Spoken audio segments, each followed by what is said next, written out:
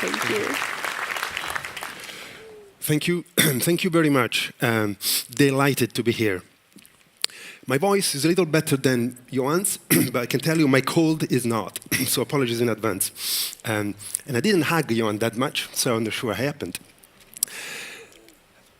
Some of you, I suppose, are asking the question, why WWF at the EAT Forum 2018?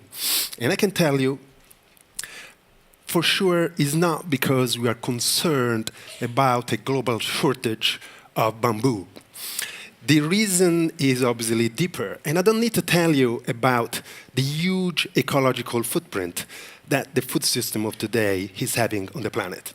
On land, on water, on climate. You heard all this already during the introductory speeches this morning. And I don't even need to tell you that the contribution of the food system of today is increasingly evident also vis-à-vis the erupting problem of plastic pollution. In fact, I'm not going to even talk to you about this slide, which is very interesting, a beautiful graph, but quite complicated. In fact, I'm going to use a simpler one with the same message. A message and a little thunder that actually Minister Löfven stole this morning from my presentation. This is the distribution of weight biomass in tons on the biosphere, on land, looking at mammals. The dark gray is human body mass. The light gray is livestock and domesticated animals. The blue is all the rest, is wildlife. This is exemplifying the deep alteration that we are driving in the composition of the biosphere on the planet. Less than 200 years ago, this picture would have seen exactly the reverse. So, why WWF at the EAT Forum? If you care about the amazing diversity of life that we share on this planet and the amazing habitats that are organizing and hosting this diversity of life, we have to deal with the way we grow food and the way we fuel our economy, the energy and where it's coming from, and the way we are directing and deploying financial investments and capital in our economy. These are the three main drivers of environmental degradation today.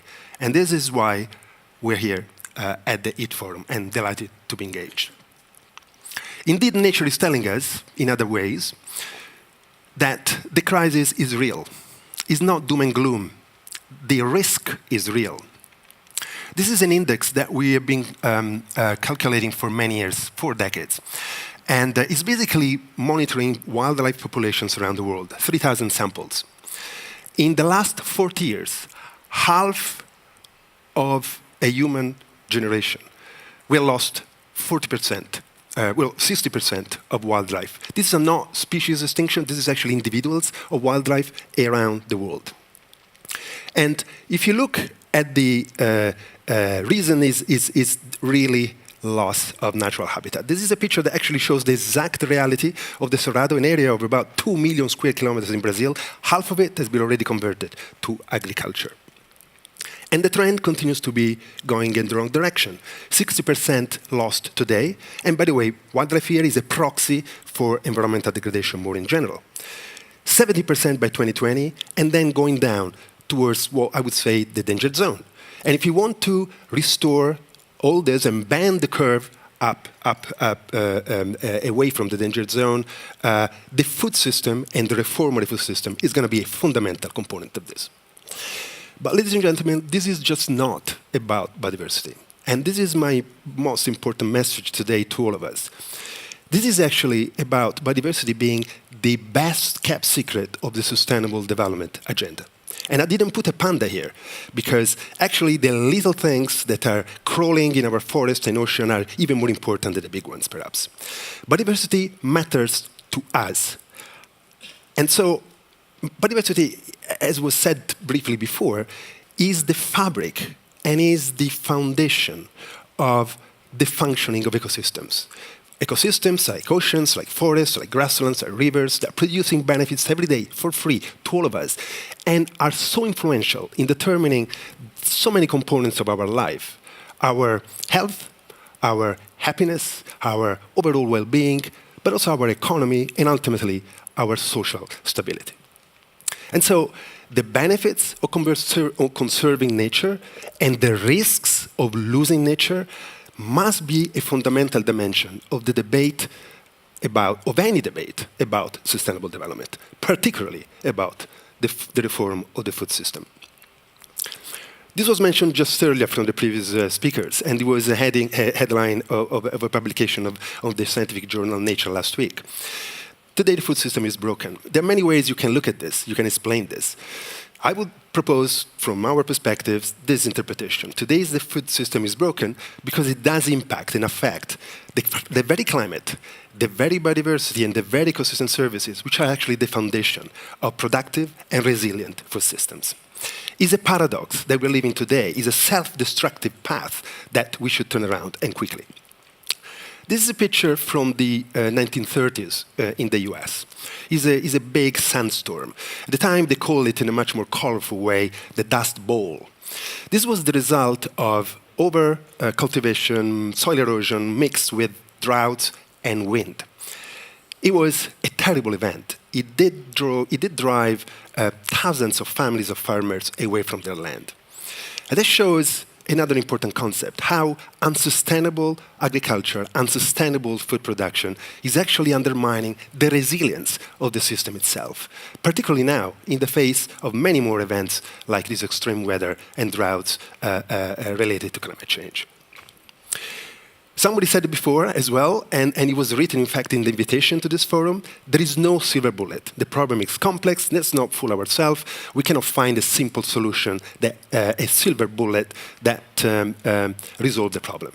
Indeed, it's true. The food security challenge is very complex. The food system itself is very complex. We need to find solutions connected to the different dimensions.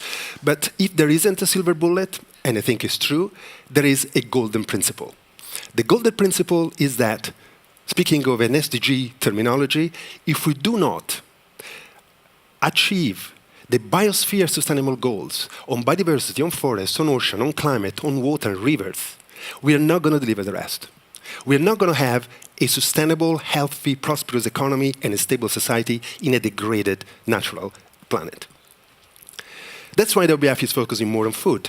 Not just sustainable production, more historically our ground, but increasingly on food loss and waste, and on sustainable diets as well. And we're partnering with initiatives present in this room from the TEB that has been really pioneering works on how to value the food system, how to measure it in a way that it takes into account externalities and contributions from different fronts. The Food and Land Coalition, Land Use Coalition, that is tackling, amongst others, the most important issue and complicated of land use, integrated land use planning, and the Global Climate Action Summit, which will highlight in September the major contribution of land use to climate change and the opportunity for solutions that reside in managing better our land. Back to the title. Eat. Connect the dots between what's in the plate and what's happening in the planet is the only way to bend the curve of environmental degradation today. This is part of the overall challenge of living in harmony with nature, striking the right balance between production and protection, development needs and planet needs. And the exciting part is that increasingly the nature conservation agenda and the human development agenda are the same and the one. What's good for one is good for the other. This convergence is probably the most exciting dimension of the last, I would say, decade. And in WWF, we certainly think that it is a major protecting nature. It is a major contribution to the overall human development agenda. This is how we feel, and this is why we are here today speaking to you. Thank you very much.